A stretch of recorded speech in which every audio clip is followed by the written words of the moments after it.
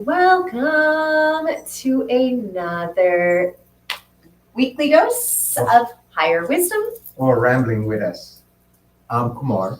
I'm Dr. Shelley, and today we are going to guide you deep into this question. How do you know that you're really healing? And what is real healing? And just looking at the health and wellness industry last year, it was worth 6.8 trillion. And by 2028, it is going to be worth $9 trillion.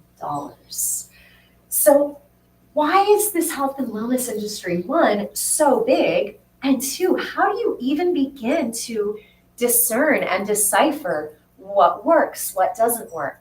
And how can you have a gauge for what works? And before we share with you the trigger disclaimers, I'll just share I spent many years doing a lot of modalities and didn't work for me. And I know that's triggering, which is why I wanted to say it before the trigger disclaimers. Again, the trigger is the disclaimers. What we share is our own opinion, it's our observation based on our own experience, our many different modalities that we have been certified in, too many to list, and what we've experienced being in the plant medicine world for the last several years, living in Latin America, traveling around the world. So again, just our observations. Based on our experiences. You get triggered, just remember something. We are not here to beat down anybody. We are not here to tell you that you are wrong. We're just simply sharing our observation, being in the plant medicine world, having a retreat center, living in Latin America. Well, I've been into alternative healing for nearly as long as I can remember because my mother used to take me to DOs, doctors of osteopathy. So they were a little more open-minded to doing adjustments, natural remedies until 13 when I chose chiropractic rather than surgery to break both of my heels to reset them to fix my knee pain. And from that moment on, at 13 on, I rejected all forms of medical diagnoses, medical paths, because I saw that doesn't work.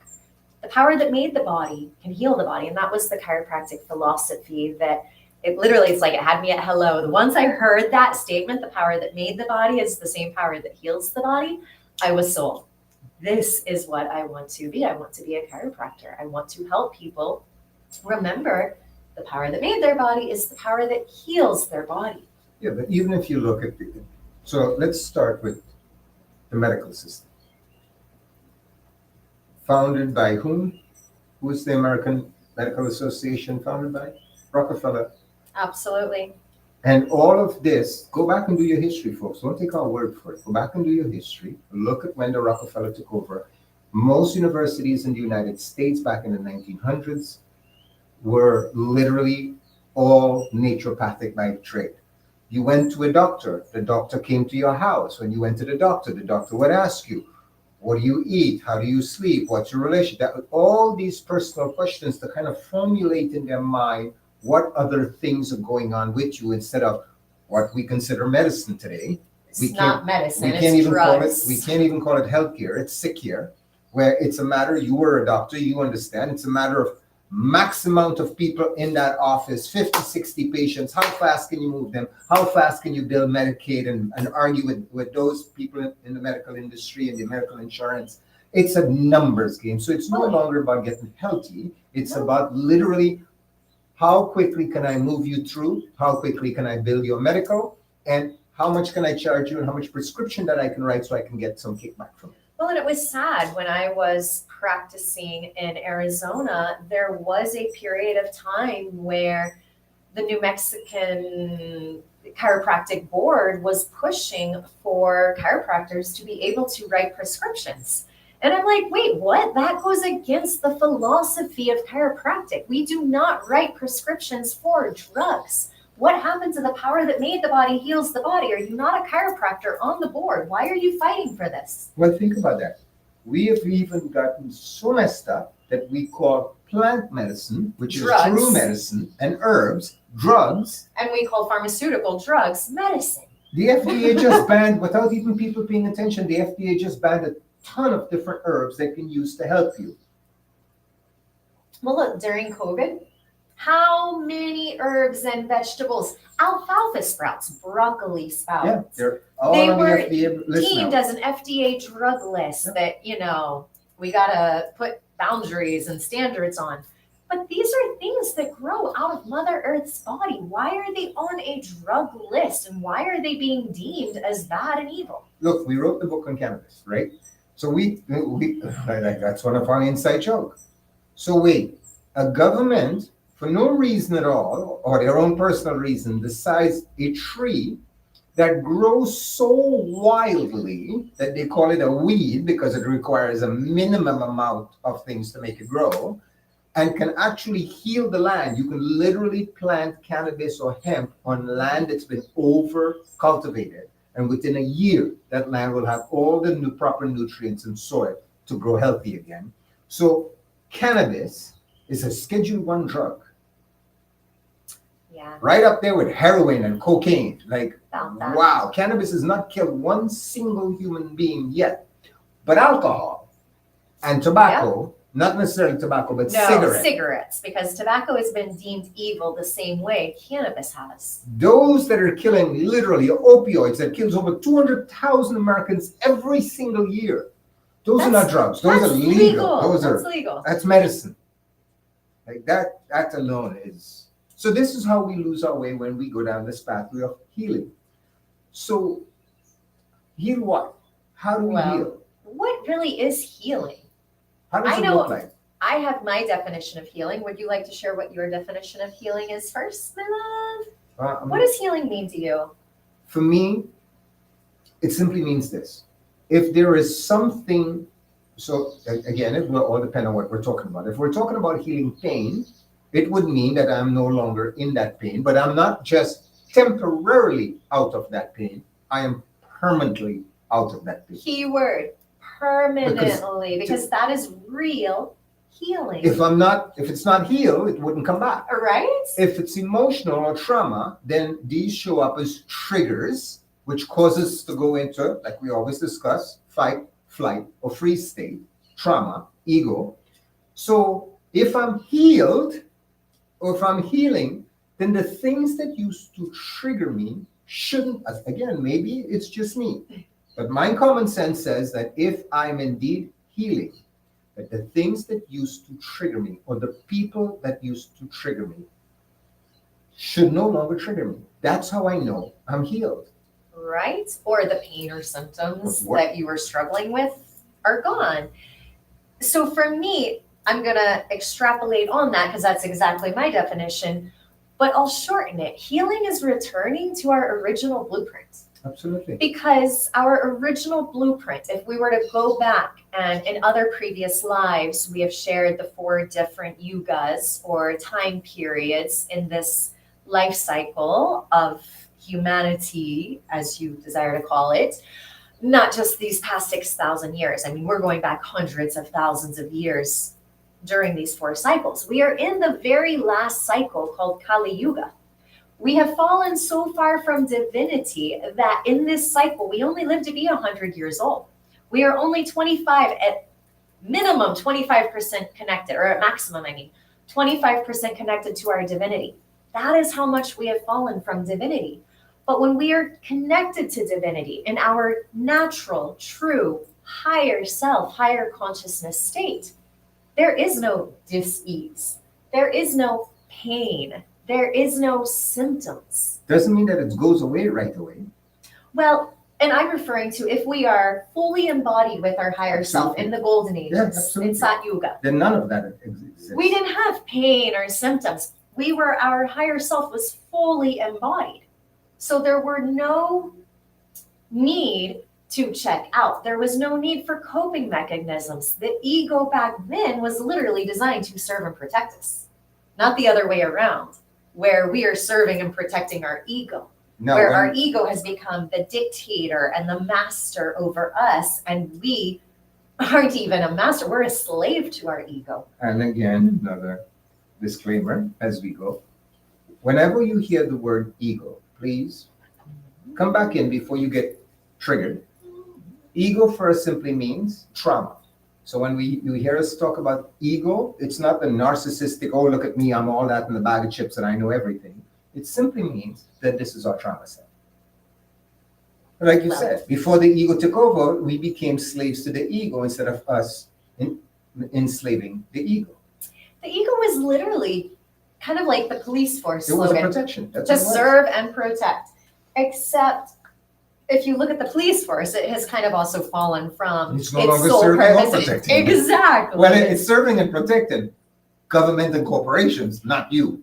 And the ego is also serving and protecting itself. Yeah, not all you. of its stories and reasons and fears and justifications and excuses. And if we look at the word ego, E-G-O, edging God and or goddess out. So the ego does not want you, your higher self, to be embodied. And this comes back to the whole, checking in with cannabis versus checking out with cannabis. Well, checking in or out where? Checking into the body or checking out of the body. So because we're living in Kali Yuga, because we only have a 25% connection to our divinity. Because we use only less than 5% of all of our senses, or our brain for that matter. Exactly. Because we are literally going through life asleep, calling it being alive. We're alive, we're awake. Just because our eyes are open does not mean we are alive nor awake. We are barely just getting by. And we don't know that because our ego is protecting us.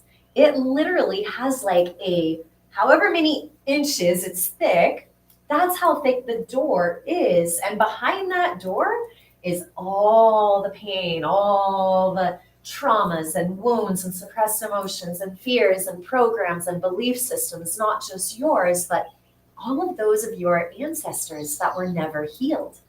So most people, when we introduce them to their pain body, oftentimes the question is, so how long do I have to continue on this healing journey? So let's step back a bit and discuss, where does the ego live? Well, and before we go there, I just want to comment, I want to answer my own question because we're going to forget it, that this healing journey is not a, oh, I'm just going to go and do one plant medicine ceremony and I'm healed. Or a couple of ayahuascas. Or I'm going to go see, an acupuncturist in 3 sessions, I'm healed. Or my chiropractor. I'm going to go to Tony Robbins' weekend seminar and I'm healed. Or go do yoga. Or a 10-day silent retreat and I'm healed. What is real healing? Can you get that from any of those modalities or short-term investments? Oh, it's just a weekend seminar. I have the time. I can go and invest a weekend. But after the weekend, I'm just going to go back to my shitty life and not change a thing. And I never addressed anything to really heal it. And then triggers are going to start showing up again. The question we always ask is, first of all, heal what? Well, what are you healing? You just can't say, oh, I need to get healed, so I'm going to go get healed. You've got to at least identify what it is that I'm healing. Is it a trauma? Is it a trigger? Is it a pain? Is it something that happened with my parents? What is it that I'm trying to heal? And let's simplify that, because at the end of the day, whatever you are trying to heal, which really, I'm going to simplify it for everybody. We are all here to heal the same thing. We are not connected to our divinity. We are not living embodied. Our cells are not vibrating at their highest frequency.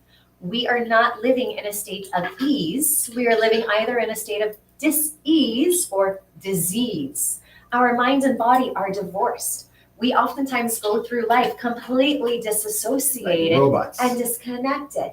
We don't have to go far. So what do we have to heal? It's all one and the same. And I'm going to lump all of our inner demons together and call it all traumas. Because whether it is a trauma, whether it's a fall, an injury, loss of a loved one, birth trauma, whatever. If it's a childhood wound, your mother abandoned you, your father betrayed you, your cousin lied to you, your brother sexually abused you, whether it's an ancestral pattern, a story, a pattern, a behavior, a coping mechanism, if it's a pathogenic microbe, well, how is it surviving in your body if your body is vibrating at its highest frequency? So all of the different demons that I've outlined in somatophobia, I'm just going to clump them together. We are here to heal traumas. And these unhealed traumas are what give rise to pain, to symptoms, to diseases, and to diseases. So at the end of the day, we can simplify it. Healing is the healing of unhealed traumas, and it's the return to our original blueprint, the who we are without those traumas, wounds, suppressed emotions, fears, blah, blah, blah. Who are you without all of that? That is healing. And before we forget, we apologize for not being around last week. Yeah, but we don't really need to apologize for being us. We, But we're not going to be here next week either. We So have when we have our retreats. long retreats, we are not available to do our live. So you will miss us next week. So our priority is the people who are sitting in front of us. Absolutely. So So before we go on, when you were talking about the fact that we are literally going through, and most of us will find this. I used to be in corporate for 20-something years, and I'll be the first one to say, you literally are going through like a robot. You get up, you brush your teeth, you use the bathroom, you get something to hit, you shower, you get dressed, you go to work. If you may have a yoga practice or a gym practice or something, and you just add that into the treadmill, into the wheel, the hamster wheel. Groundhog Day. And we literally drive to the work or take the bus or the train, get to work all day, go through the same thing. Oh, hi, maybe the conversation's changed, finish work, come back home or go to the gym or do whatever it is that you normally do. But if you look at your life, it's literally like a treadmill. And this is why we're in automatic pilot, day in, day out, until it's Friday. Oh my God, it's the weekend. And we can't wait to get home, only to take like a day to be able to relax before we start stressing out about going back to work tomorrow. So it's like literally never ends. But and you really relax in that one day. And you can't. 25 years in corporate, I can tell you that. But what's amazing to me is that I find it that even today with social media and the addiction to social media, they actually have a term. Psychologists have a term for it, that you see so many people zombie scrolling. Yeah. So we are not even aware of where we are. How many times have we been out walking in public? Look, we live in a small town and people are so glued to the phone that you're on a bicycle and they're not, so you're ringing the bell and they can't hear the bell. They're just walking literally glued to that device, not even aware cars going to hit them, planes falling from the sky, nothing, zombie scrolling. Well, and when I was in practice, I called it TextNet or digital dementia because I was watching these kids and they're walking with their heads forward, feet shuffling as though they have dementia. So they're literally tricking their bodies into a posture of dementia. That is actually a thing. Yeah. Like psychologists will actually tell you digital dementia is a thing. There's a thing called eye disorder. It's a real diagnosis. There is selfieitis, the addiction to taking selfies.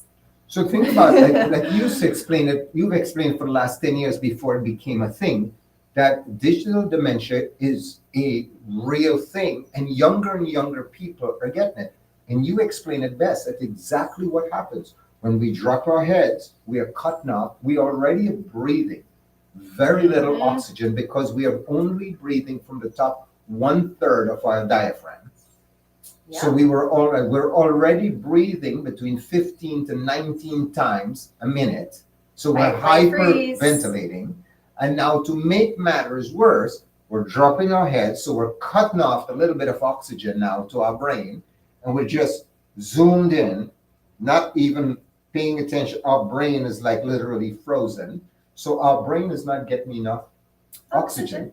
Then we, like you said, you hump your shoulder like an old person and you shuffle your feet for safety because you're so distracted. You can't actually walk. So you're shuffling your feet. So you're tricking the brain into thinking you have dementia. Your brain is not getting enough oxygen. You can't remember stuff. Your brain is not processing. The feet movement feels like it's an old person. The body movement feels like an old person. So therefore, dementia.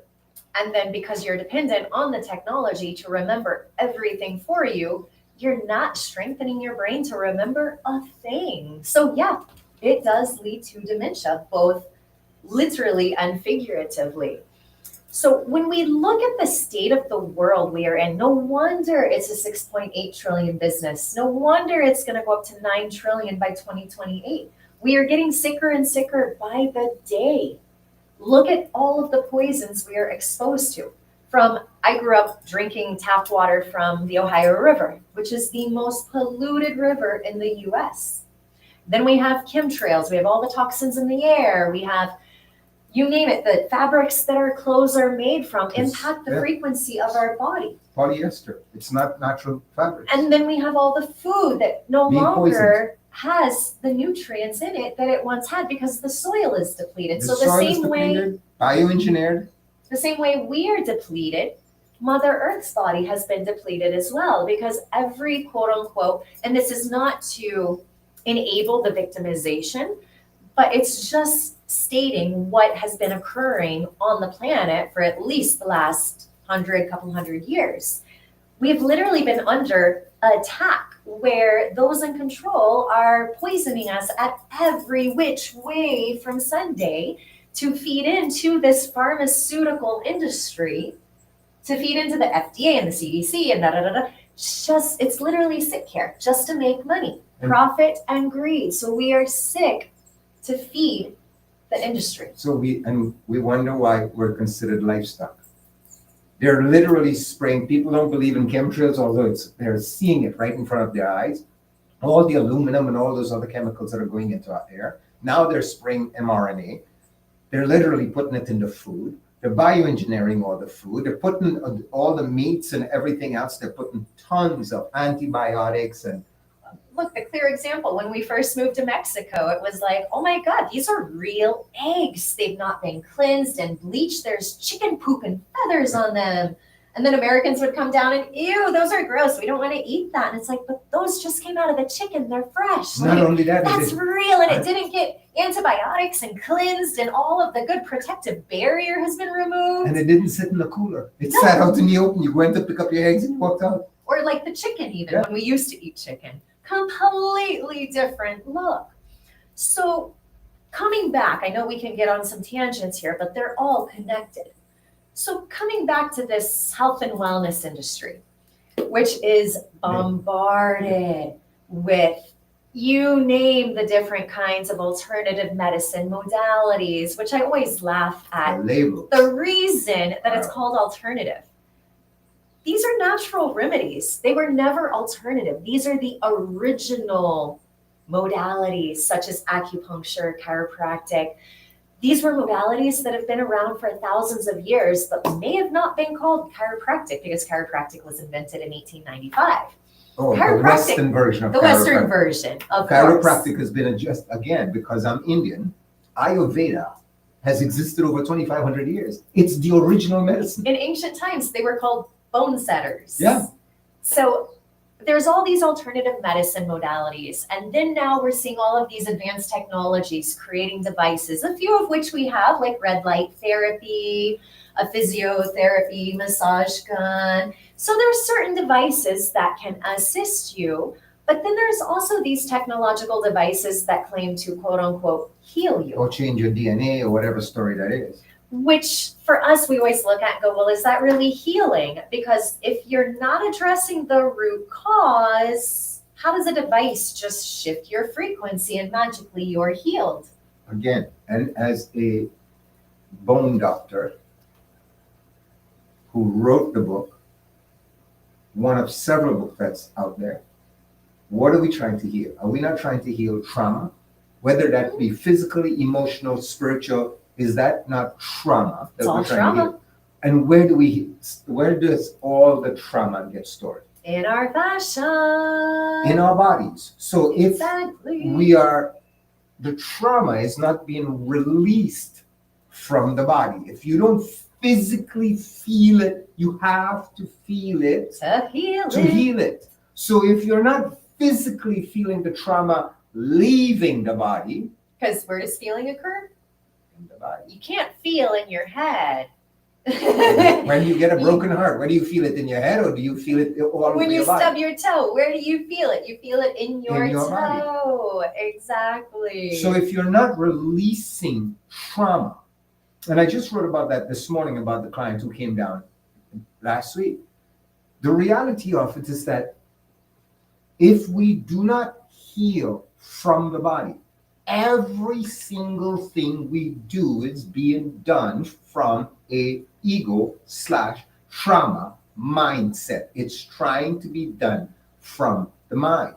Guess what happens? All of our trauma first is felt physically in the body. And like you always say, the story of the trauma is recorded in the mind. So what comes first, chicken or the egg? So if we're not addressed, if we're just trying, and this is what unfortunately that we see in the healing world, everybody's trying to heal the mind. Take ayahuasca, travel from your mind. Take psilocybin, travel from your mind. Take psychedelics, travel from your mind. And then there's talk therapies, subconscious reprogramming, emotion code, body code, this code, that code, subconscious and it's all being done from the mind. Modalities. And again, if it's a subconscious modality where you're trying to reprogram the mind, I just spoke about this on a podcast today. How can you just go into your mind, pull out a case file, talk about the story, and then at the end of your talk therapy session, okay, well, I'm good because I talked about the story. Yeah. Is that not re-traumatizing? Because you're pulling out the file, because you're disembodied and disassociated, you're not feeling your body and all of those messages of fear, fear, fear flowing to your brain as you're talking about the trauma. Your body is reliving it and reenacting it, and you're literally re-traumatizing yourself. Well, neuroscience teaches us that. But not getting anywhere. Neuroscience teaches us that just reliving the trauma, it's as though you're there and it's happening all over again. Right then, all the chemicals, all the fear, all the feelings, the heart palpitation, everything is literally being reinitiated as though it's happening all over again. And that's whether you tell the story out loud, whether you replay the story in your head all the time because you just can't get it out of your head, you're addicted to telling the story, whether your partner triggers you, you can immediately go back into that same space and feel everything you felt as though that trauma is occurring right there, right then, right now. But if you're not in your body, you're not feeling that re-traumatization. Absolutely. So you think going to talk therapy every week, spending $150 to spew your story, that you're getting somewhere. And the analogy that I gave in the podcast today is it's like, how can you be in a cesspool of shit? And you hire a swim coach, and the swim coach is just going to stand outside the cesspool and teach you how to swim. And you're swimming in this cesspool, but you're not getting anywhere. But at the end of your swim session, oh yeah, I swam in a clean pool today. And it's like, no, you were still swimming in the cesspool. You didn't get out of the cesspool. Because now we're coming back full circle to where you wanted to go earlier, my love. Where does the ego live? In the reptilian. So before we go down that pathway. Here we go, another tangent. No. Okay. So this is our definition. And again, it doesn't have to be yours, folks. So if you get triggered, be it for whatever it is. All triggers are opportunities for healing. Always remember that. So they're wonderful opportunities. So if we say something that triggers you, please realize that they are literally opportunities to heal. It means that there's something there that you can't just look at it mentally. Yep. You can't just talk your way. Okay, but what is that they're triggering? Oh, okay, it's judgment. Okay, and let it go. Okay, I'm good. I healed it. That doesn't work. So again, neuroscience, we love bringing back, you're a doctor, I'm a body worker, but I'm also a technologist. So for us, we're very scientific in our approach. So we tie in the spiritual part with the scientific pieces that we understand. The human brain is cut into 3 sections. Technically, you have 4 brains. And people don't understand that. They'll be like, what do you mean I have 4 brains? I have 1 brain split in 2, the right hemisphere, left. No. The brain is actually, instead of being split like this, it's actually split like this. There is the reptilian brain, Or the hindbrain. which 99.9% of humanity existed. This We is all how we do. survive. It's our fight, flight, freeze brain. We don't believe it. We don't want to believe that. We can think we're as enlightened as we are still in the reptilian brain because it takes a lot of work based on what everything that we've studied, me growing up as a Hindu and doing a lot of the spiritual work and prayers and yoga and meditation and all the other stuff. There has to be a transition from the reptilian brain to the midbrain. And then from the midbrain to the frontal cortex, which is the higher brain or the divine mind, as I like to call it. So this is where we seek to reach enlightenment. This is the home of the pineal gland. The fourth brain is actually right here. It's in the stomach. What do we call it again? The cystine Achilles? Well, it's the enteric nervous system. It's your gut brain axis. Basically, whatever is going on in your stomach, which if you did not join us in January's ceremonial book readings of somatophobia, we discussed the mother wound and the belly button, the stomach, any type of gastrointestinal diseases or symptoms is a sign of the mother wound. And we all have a mother wound. So the other brain is literally in our gut because that was our original connection to the mother. So our nervous system and our brain needs to know, do we have a connection to one, our inner mother, Mother Earth, and Divine Mother? If not, we are not living in balance. We are not living in our highest frequency. We're not living connected. We're living in a state of lack, poverty consciousness, victimization. So our mind, body, soul complex needs to know, how's this down here doing? Absolutely. But we also, so if you're doing any kind of healing, and whoever you're doing the healing, whether it's self-healing or it's a guided healing, or it's a shaman, a healer, a guru, or whatever label they want to call themselves. If you're not moving, if the person who you're working with, or if you yourself working by yourself, you're not moving from that reptilian brain into your midbrain. Into your midbrain. The midbrain is the home of amygdala, the emotional brain. So the midbrain is the connection to your body because it's the emotional brain. So it's the feelings and emotions that are attached to those thoughts that you may be trying to quiet in your meditation practice that you can't quiet in your meditation practice. How can you? Because they're the tree branches and those feelings and emotions are the roots. But if you never drop below your head, because again, ego lives in reptilian brain, so we live with our center of gravity in our head. And then our ego will tell us, oh yeah, I can feel my body. What, at 5%? That's feeling? So our ego will trick us into believing that we're alive, we can feel, we're healing, our kundalini is awakening, blah, blah, blah, blah, blah, blah, blah. And we believe it because we've never met our higher self. So we don't know there's even something different, a different frequency, a different version of us. Wait, you mean to tell me that if I go to Peru or Chile or Colombia and I do 20 ayahuascas with a shaman and I get all this knowledge, I'm not healing? And again, trigger disclaimer, we are not here to make fun of or judge or anyone. No. But to answer your question, in my personal experience and professional experience, no, you're not healing anything. If we don't make that move from the reptilian brain into the midbrain, we are not making any step closer to a higher self. Exactly. Neuroscience tells us, again, we will always bring back to science. How do we move from the reptilian brain to the midbrain? Gotta do something uncomfortable. You gotta step outside that comfort zone. Reptilian brain is your comfort zone. It's your zone of safety. And that's why the ego does not want you to leave your reptilian brain. It's its home. It's like, no, I control the whole body. It's like the colonizer. I've taken over all this land, but I'm never gonna go there and I'm not gonna take care of it, but I own it.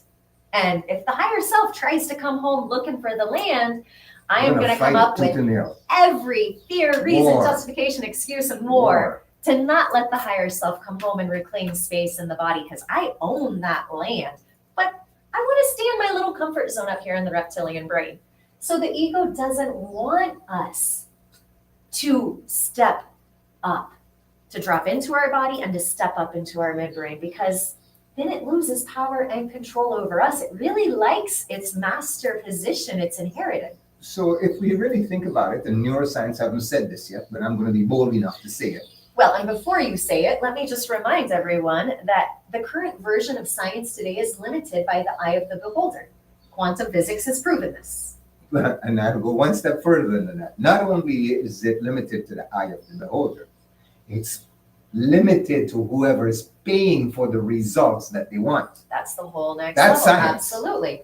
We don't have, look, history, archaeology, you name it, pharmaceuticals. Mm-hmm. Everything is being paid by someone who wants to control the narrative. Modern day science is a far cry from what ancient science, like in Ayurveda. Sanatana Dharma, the Ayurveda. scientists from thousands of years ago, they knew things and they didn't need Measuring devices to figure it out. exactly, and they didn't need, universities to pay for studies so it could satisfy whomever's paying for it. Da, da, da, da, da. So we'll touch on that real briefly and then we'll get back on the story. So all we have to do, I always recommend people, Google search Surya Siddhartha.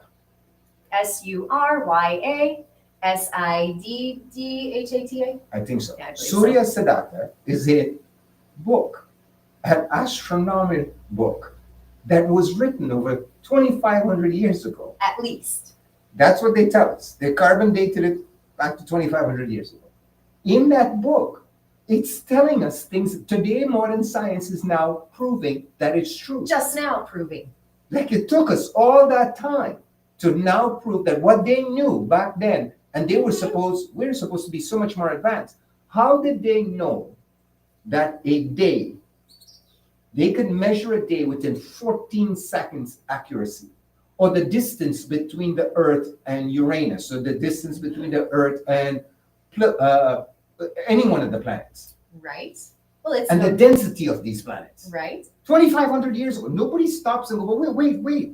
If this is modern science, and these people are supposed to be pretty much one step away from Neanderthal, living in India in these huts and all of that, how the fuck did they be able to measure how long it takes the Earth to rotate around? How long does it take for a year to occur? 300. I think their accuracy is like less than 1%. Super. Less than 1%. Absolutely. So how did they know this? So again, we always refer back to Sanatana Dharma because it's the longest, oldest science in the world.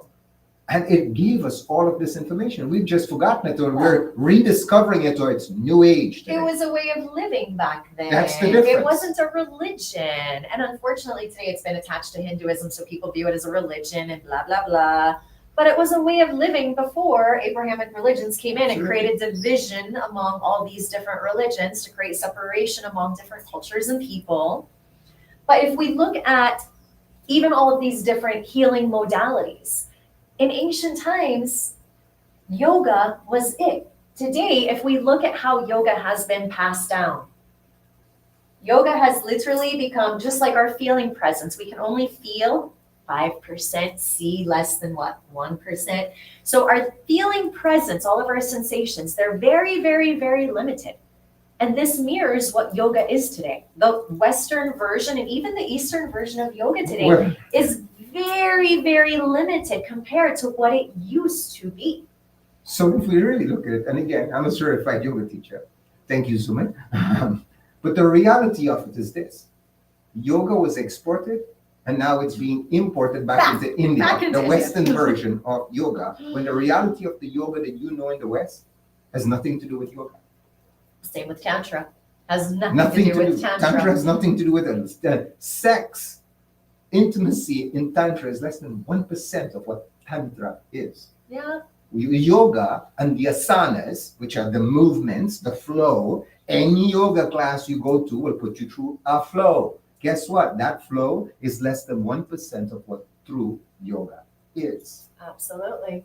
true yoga was a pathway to your higher consciousness. It was the breathing, it was the holding, it was the testing of, okay, how do I get into that pose? How long can I hold that pose for? What are my limitations? How do I increase my brain capacity to withstand the pain and the limitation in my body from getting into that pose? And when I go into that pose, look at all the different things that's happening in my body, which organs I'm squeezing, which fascia I'm opening up, which nadis that I'm clearing. It's all of that. And let me just go through 90 miles an hour. If it's an hour class or a 90-minute class, you're literally, before you can finish one, I remember when I did my certification, I couldn't keep up. I'm like, wait, what the, and I give you 100 hours. Absolutely. So again, that is not healing either. So just because you're doing yoga doesn't mean you're healing. And to add on to that, what I've remembered about the real purpose of yoga, it was to truly access our higher consciousness. And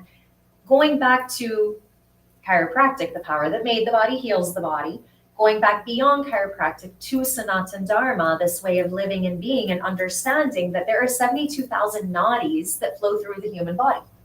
Those nadis are channels, like energetic highways, for our life force energy to flow.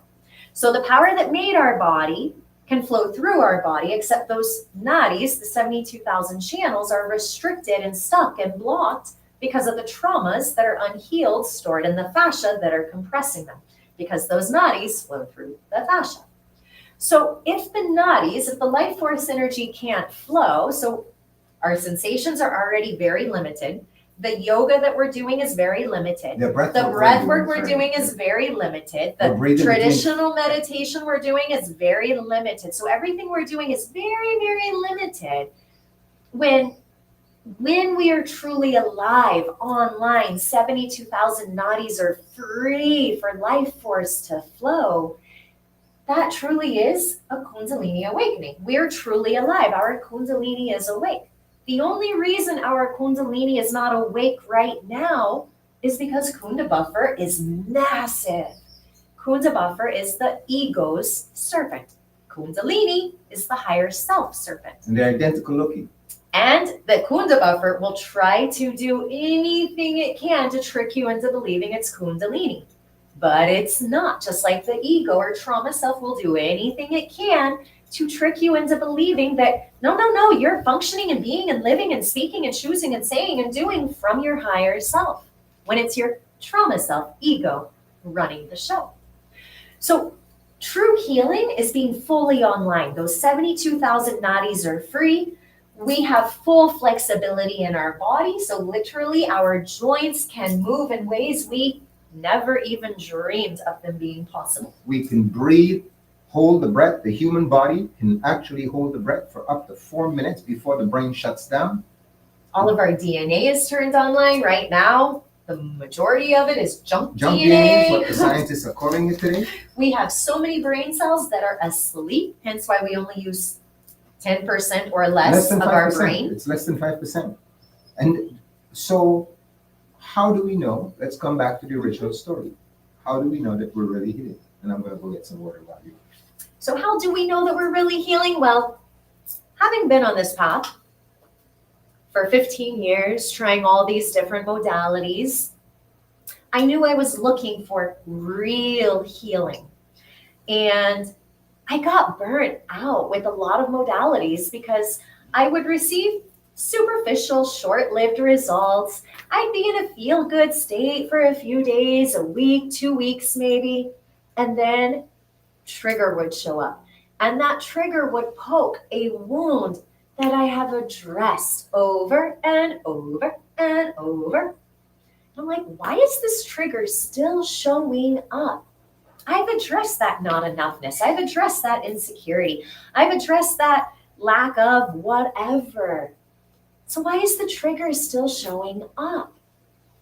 So for me, in the body-mind synchronization practices, womb kriyas, hara kriyas for the men, this self-healing modality that we have birthed, we didn't even realize we were giving birth to a self-healing modality. It was just our daily practice. It was something that we did, something that we enjoyed, something that we were seeing results from, where in the past, we weren't really seeing results. And that is the key thing for us when we realized this works. Things that used to trigger us, that trigger point is gone. There's not a wound there. You can say X, Y, Z, and I'm like, yeah, and? So, and it doesn't just go away immediately. Some, if you're lucky enough. Some triggers do, some don't. Most it's and I'll gradual. Explain why. Go ahead. No, but I'm just saying, most are gradual. You'll start seeing that if you do something like some of the triggers that you set out for me is not putting things away or leaving dishes in the sink or whatever. Little things. And it doesn't bother me anymore. It's just like, you know what, I'll just do it myself. Or you just let it go. Like, why does it trigger? So in this healing practice, you got to really look at, well, why does this trigger me? Because whoever is triggering me, they're not the ones hurting me. They're not the ones abusing me or whatever the story is. They're going about their own life, doing their own thing. I'm just being me. If I lived alone, I would live exactly as I am and I'd be happy. It's just that if I lived alone, I wouldn't be doing that. Well, and me being me and me being happy, and I'm busy and a lot busier than you are. But that is exactly, I'm not triggering you on purpose. I'm not like, I'm going to leave these dishes in the sink to piss him off today because I really want to take him into practice and make him go work out some pain. Because when people trigger you, they're just being themselves. You would not get triggered if you didn't have a wound there. And the same thing with us. We are not here to poke you and to make fun of shamans and to tell you that the healing work you're doing isn't working. We're here to invite you to look in the mirror and to feel, okay, you know what? I've been doing NLP, emotion code, this, that, for years. Is it working? Are you still struggling in life? Are you still having financial issues where you can't afford a ceremony with us? Are you still struggling with your partner? Is your relationship on the rocks where now you literally have to separate? These are all the things you have to look at to go, well, obviously I'm not healing. If my life is falling apart, I'm not healing. If my life was getting better, I would be healing. So for us, let me just take that momentarily and you can hold your thought right there. So for us, that's important because for us, how do we know what we're doing works? And how do we know it's healing? Well, that's really easy for us. Really? We're the first one to tell you that. All we do is wake up in the morning, open our eyes, and feel whatever feeling that is. And we realize pretty quick, oh shit, what we're doing is obviously working and obviously healing. Because for us, we wake up, and I can speak for myself. I wake up and I'm in awe. Where am I again? Living in paradise. How am I living? Yeah. When's the last time you went to work? Oh, 4 years ago. When's the last time you worried about bills and money? And 4 years ago. When's that? Like, so we know we have literally disconnected, as they say, unplugging from the matrix that, yes, I'm paying attention to what's going on in the world, but I'm not living in fear. When I see all the natural things that are happening, all the man-made things that are happening, the economic wars, the whatever, I can still see it. But does it bother me? Absolutely. Well, is there a trigger there or not? Yes or no. And that is truly how you can look. And literally all you have to do is open your eyes, and not these two eyes, the inner eye, to be able to see, is my reality getting better? Is it staying stagnant? Or is it getting worse? And sometimes, and especially, and there is a caveat here, on this healing journey, it may look like your reality is getting worse before it gets better. It has to. Because we can prop up a house of cards that aren't really aligned, and we can make it look good from the outside. But from the inside out, it's not that great. So all we got to do is, again, we look at the micro and the macro. All you have to do is look at what's happening with the Western countries right now, the G7 nations. Literally, from the outside, they look fantastic. Oh, American dream. Oh, but the reality of it for the people who are living there, it's a nightmare. There's so much uncertainty. There's guarantees the dollar is going to collapse, guaranteed the economy is going to be worse than 2008. So everybody's, inflation's going off the roof. Every one of these G7 countries, Canada, Germany, France, Spain, they're all failing.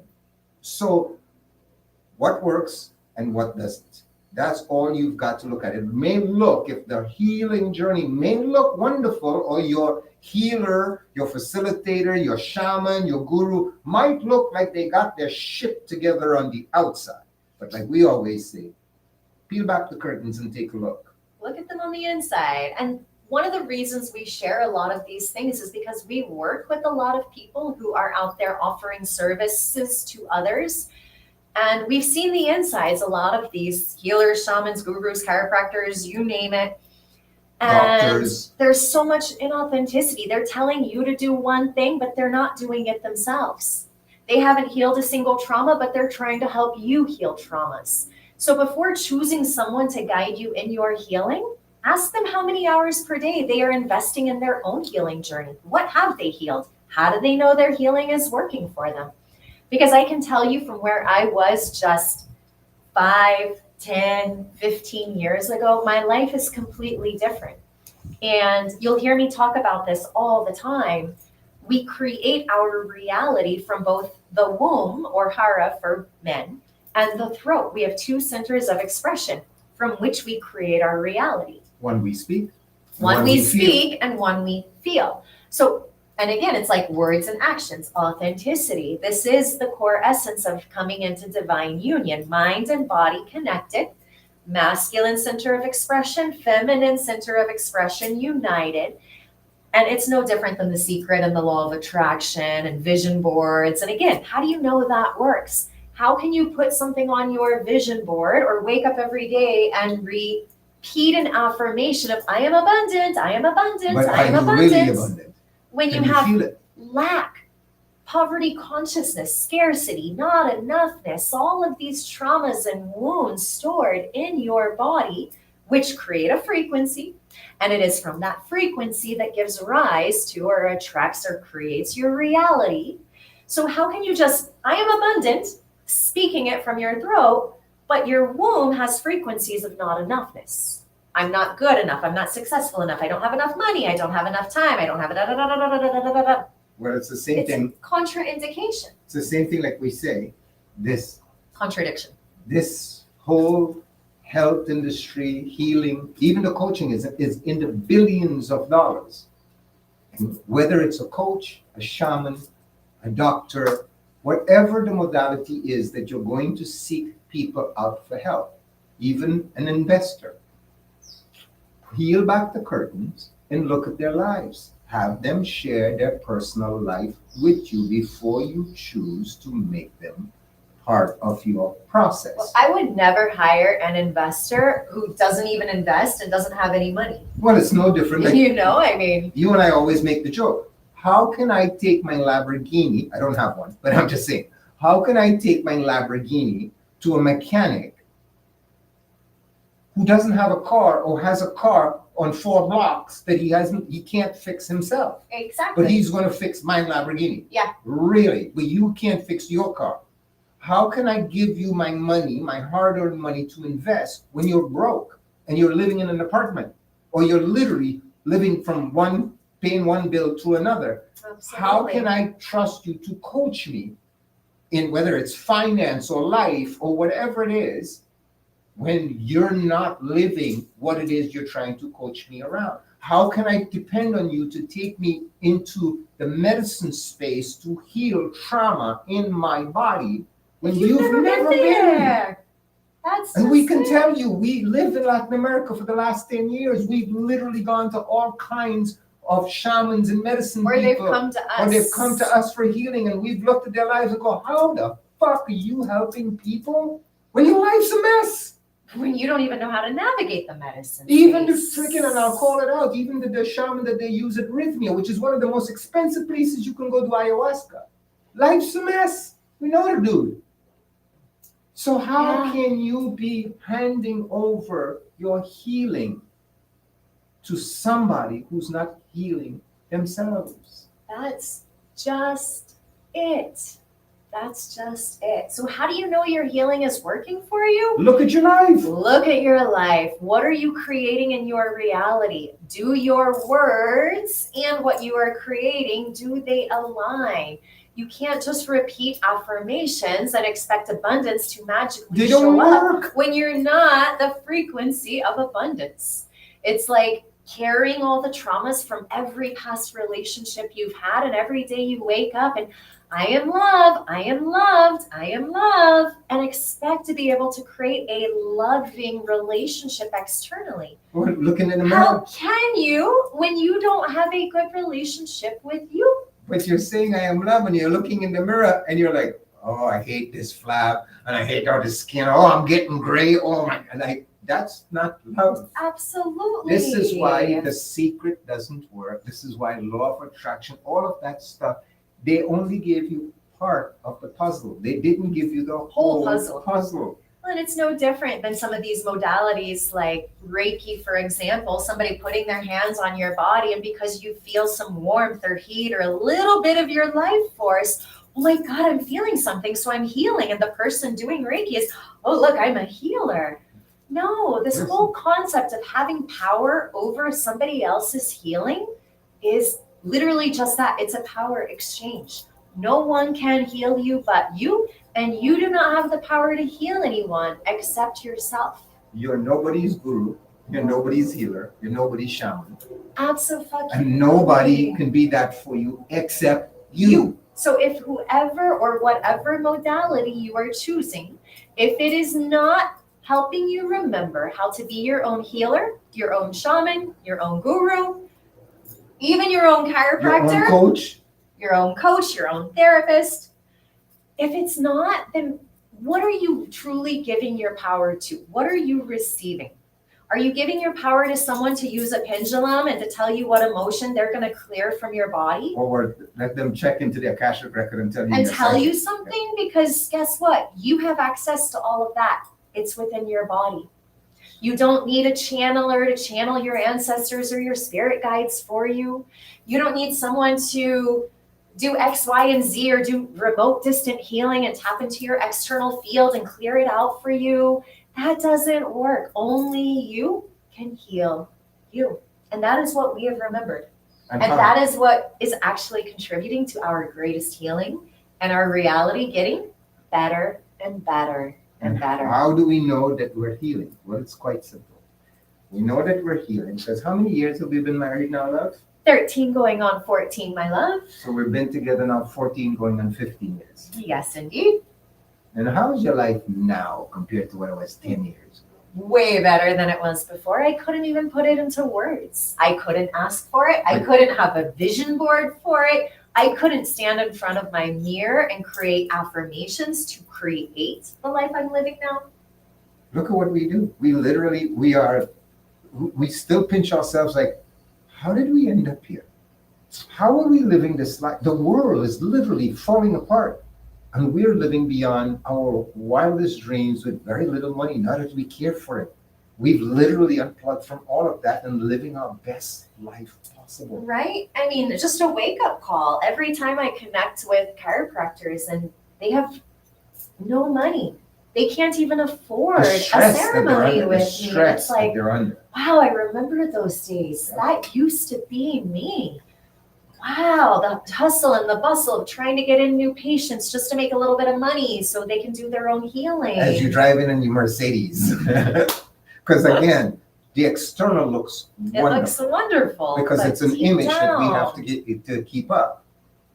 And money is a really, really good indicator of your relationship with self.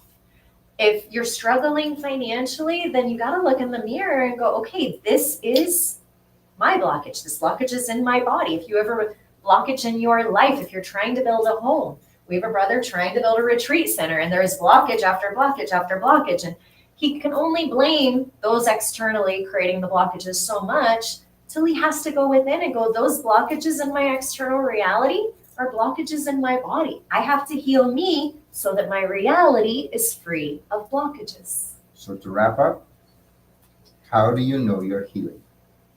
One, look at your reality. That's all you got to do. 2, triggers. Gauge your triggers. How triggered were you a year ago versus today? And triggers are becoming more and more intense today due to the solar flares, which we've also done another weekly live about. Just go onto our YouTube channel and go find a previous live about it.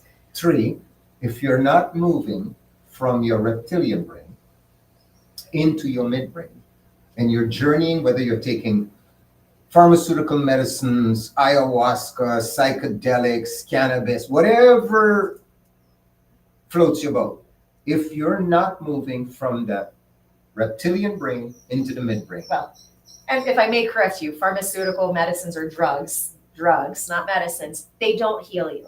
They're a Band-Aid. So if you're taking them and trying to move from reptilian to midbrain, it's not going to work. Pharmaceutical drugs do not heal you. Self-mastery is the only way that you can go. It truly is the only way. The yogis knew it thousands of years ago. The yogis and the monks, the sadhus, the siddhis, they knew it. Self-mastery is what you need to heal yourself. And the ancient form of yoga, which was opening up your nadis for life force to flow, which in chiropractic is the power that made your body. This is the power that heals your body, which is why in this practice that we have given birth to, I no longer see chiropractic patients just to adjust them so that they can have their life force flow up their spine, body to brain, with no interference. Now I guide people into their body to awaken their life force. So to really rev up that power that made their body, and then using the mind to create a container to direct that life force so it can flow with direction, fulfilling its purpose, which is what? To heal you. Plain and simple. Folks, I know you guys have much better things to do than to sit and listen to us. Or not. Or not.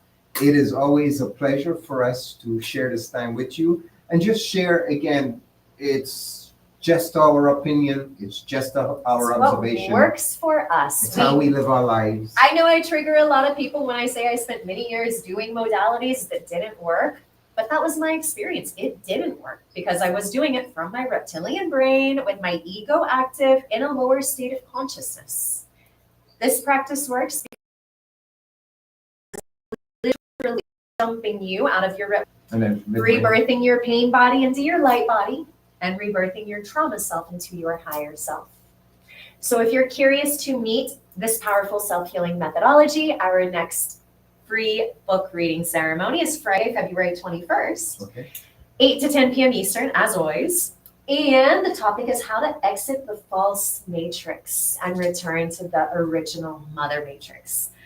Because a lot of these healing modalities, it's fine. A lot of these healing modalities are part of the false matrix. They keep us plugged into the cesspool, the hamster wheel, just going around and around and around, peeling away the layers of the onion, but we're still in the same layer. We never get to the core. Anybody can call it healing, right? So That's just it. So Friday, February 21st, 8 to 10 p.m. Eastern is our next book reading. Sisters, join me in a free womb kriya ceremony. They're every Saturday, 10 a.m. to 11:30 a.m. Eastern. And the next Men's Hara Kriya will be Sunday, March 2nd, same time. always the first Sunday of the month. And your first Woman Hara Kriya ceremony is free. The book So, readings are always free. They're always free. So if you desire to meet a powerful self-healing practice that actually works, and it works because you are doing it. You are healing you, which means you work. It's that simple. All right, folks. Have a beautiful day, Thank you all. and we will see you in 2 weeks.